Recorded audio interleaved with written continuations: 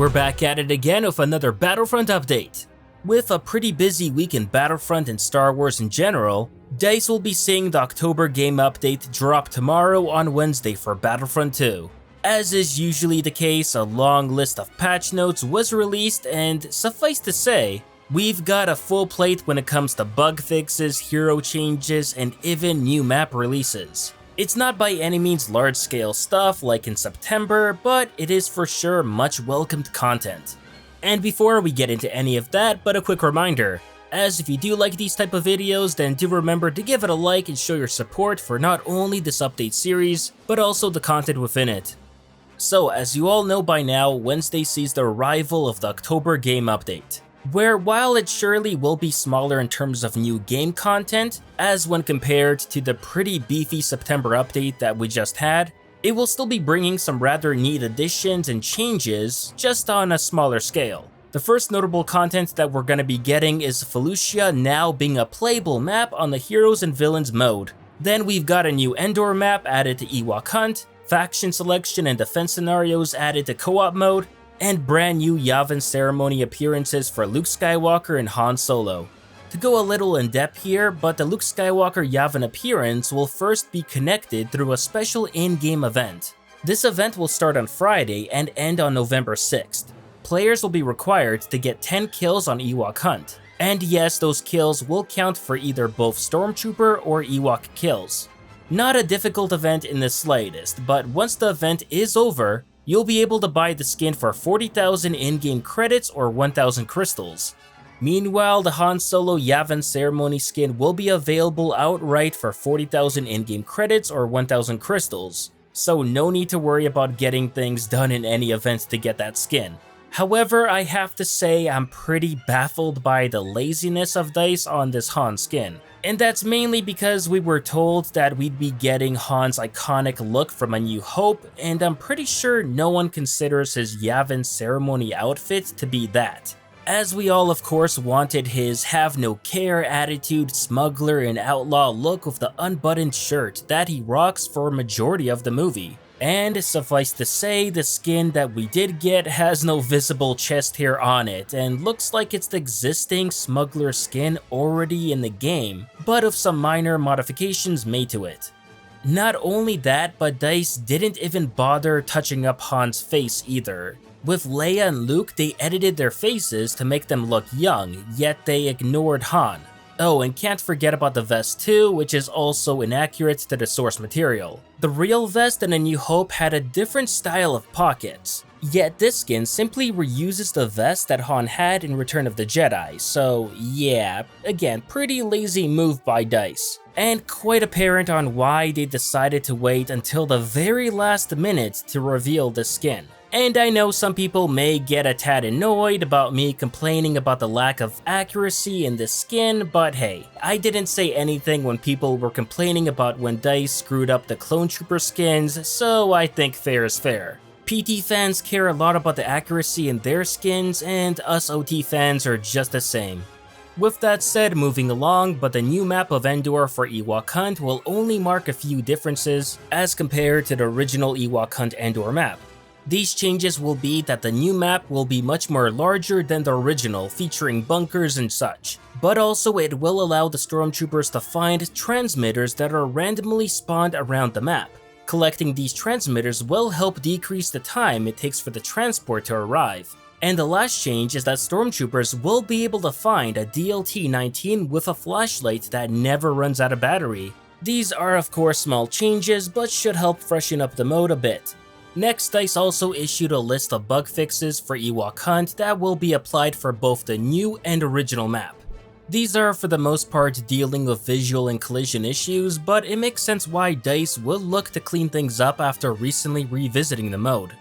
We will also be fortunately seeing some much needed improvements coming to co-op and instant action.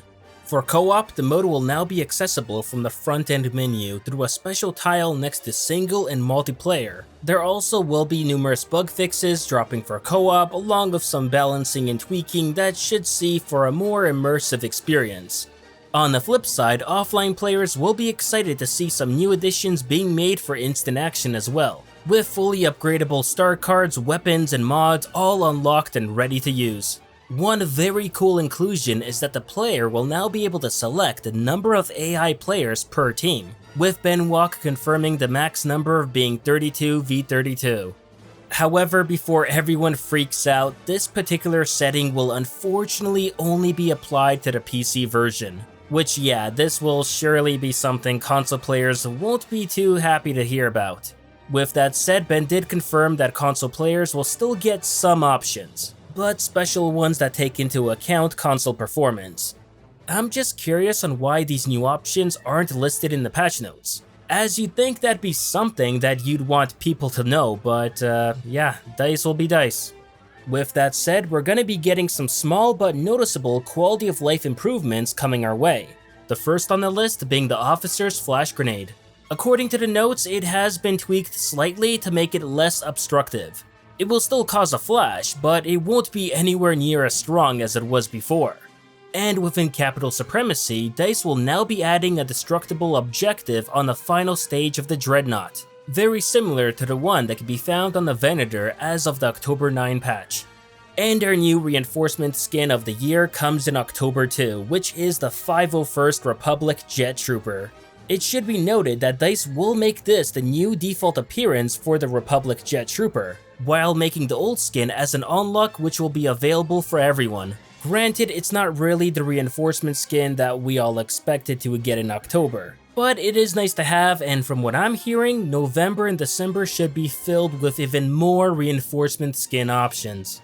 Now, it goes without saying that heroes will be seeing a lot of big changes coming in Wednesday's update. For starters, as we heard from Guillaume before, one of those changes will be that melee attacks will no longer be cancelling out the activation of hero abilities, as now a melee attack right after a lightsaber attack should not stagger the player, and depending on the ability, players will also be able to use hero abilities after being staggered. As we talked about that in the last video, this is without a doubt one of the most anticipated changes coming to the game, and will surely be a big game changer in hero battles. Speaking about heroes, but we're also going to be getting a ton of hero tweaks and changes going down on Wednesday too. Keep in mind there is a lot here, so we're going to try our best to get through all of these as quickly as possible.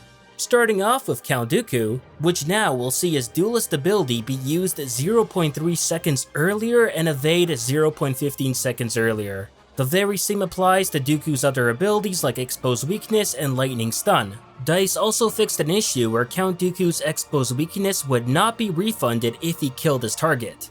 Then for General Grievous, there's a lot of tweaks and changes seen for him as expected. Just like with Dooku, his abilities will see a small buff to his evasion and activation. As for bug fixes, his Thrust Surge ability was fixed, where it would sometimes be refunded despite hitting enemies. Along with this, the Thrust Surge spinning bug has been taken care of too. DICE also fixed an issue that would cause Grievous to get stuck after using Unrelenting Advance. The Claw Rush ability resetting when activating it when falling from a certain heights bug was also fixed, and so was the bug where Grievous's Unrelenting Advance ability would get cancelled by melee attacks.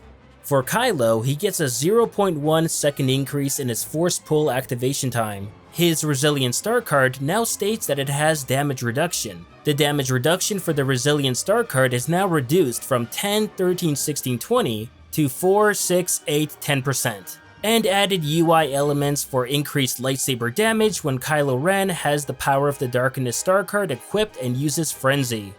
Some small tweaks have been made to Anakin's Passionate Strike and Retribution activation times. DICE also fixed an issue where Anakin's Passionate Strike ability would not properly reset if the player was interrupted by an opponent, and they fixed a bug where Heroic Might was refunded when Anakin successfully triggered it while no enemies are in range.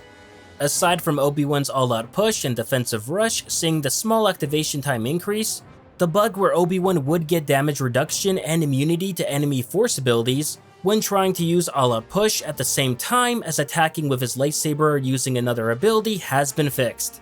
The same applies to another bug where all-out push would get activated but not trigger any animation or push if used at the same time as a lightsaber strike.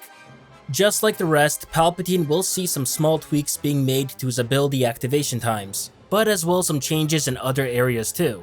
like for example his Chain Lightning ability, which now shows the target number when available against opponents. As a result, players will not be able to trigger it without having the target, so this will save his energy without it going to waste. Also, the staggering effect of Palpatine's double-hand lightning attack has been removed. The stamina cost of the attack has been reduced from 20 to 16 points, increasing the sustain time from 5.5 seconds to 6.5 seconds. Bossk is the last hero that will be seeing some significant changes applied to him in Wednesday's update. This being an increase of speed in the Predator Instincts animation, reducing its duration by 0.5 seconds. In addition, DICE have reduced the active time of the proximity mines from 0.3 to 0.1 seconds, allowing players to act earlier, and reduced the active time of the Deoxys grenade from 0.4 to 0 seconds. Of course, some other heroes will also be seeing some tweaks and bug fixes made for them too, but unlike all of those that I just mentioned, these will only be seeing some minor work done to them, like Chewie, who's getting his Charge Slam ability fixed, Yoda's Presence ability now working as intended, Iden's combat roll no longer changing her character color, Phasma's Staff Strike moving a few split seconds faster, Vader's Focused Rage moving earlier, and Luke's push ability refund bug being patched up. As mentioned by Guillaume in a previous video, but abilities now will not be staggering front-facing heroes who are blocking. If a player blocks an ability coming from the front, the hero will only perform a blocking animation but will not be staggered by it. However, if a player blocks an ability coming from behind them, the hero will be fully affected by the ability. And along with that, there will be a few bug fixes that will be applied to all the general lightsaber heroes in the game as well. Lastly, troopers will be seeing some tweaks made to them too, such as the Droideca's shield effect cancelling out any distortion screen effects from the flash grenade, and the Clone Commando's Repulsor Blast ability not working correctly in arcade mode. To add to that, DICE also included a small list of general changes that didn't really fit anywhere else too. And speaking about things that don't really fit anywhere else, but according to one DICE developer, we should once again be seeing Commander hero announcements make a comeback to the series. According to developer Dice Luds, DICE will be recording new hero announcement voice lines next week for all the eras. No timetable on when exactly this will be implemented into the game, but I'd say it would be possible to expect by December or early next year. And while of course this is a very small audio addition, it's one of the things I loved so much in Battlefront 2015, where your faction commander would actually notify you on what new hero had spawned on the map. I have no idea why they got rid of this for something so generic in Battlefront 2 instead, but it's clear they finally got the message that the current hero notification system stinks, and bringing back 2015's system would be a return to form. Oh, and one final note, but Ben did give us a progress report for Reinforcement AI in Instant Action, where he recently revealed that Vehicle AI is close to being incorporated to the game, while Clone Commando AI is all but done. Droideka AI, on the other hand, is still being worked on. There is no word yet from him on when he expects the Reinforcement AI to come to Instant Action, but progress is progress. And based on the progress DICE is making, we shouldn't have to wait too long to get it. But that'll do it for this Battlefront update. As always, if you enjoyed this video, please like, share, and subscribe to the channel to not only support it, but keep up with Star Wars news, gaming, and canon lore released every week. And consider to follow me on Twitter and Facebook to never miss out on the latest Star Wars content. Thanks for watching, and may the Force be with you.